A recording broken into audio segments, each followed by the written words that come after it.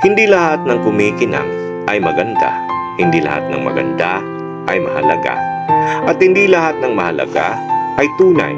Iyan ang realidad ng buhay. Hindi lahat ng nakikita at naririnig mo, totoo. Akala mo lang yun. Ang dami kayang nakangiti pero di naman totoong masaya. Ang dami kayang nakatira sa malalaking bahay, may malalawak na ari-arian at may magagarang sasakyan pero di naman totoong masaya. Ang dami kayang may magagandang trabaho, mga buwang pamilya pero di naman totoong masaya. Alam mo bakit? Walang perpekto sa buhay.